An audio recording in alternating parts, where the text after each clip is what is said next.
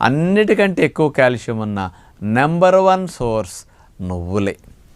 మన రోజు మొత్తానికి ఒకరికి కావలసిన కాల్షియం పెద్దలకి 450 మిల్లీగ్రాములు, పిల్లలకి 600 మిల్లీగ్రాములు, గర్భిణీలకి బాలింతలకి 900 మిల్లీగ్రాములు కాల్షియం కావాలి.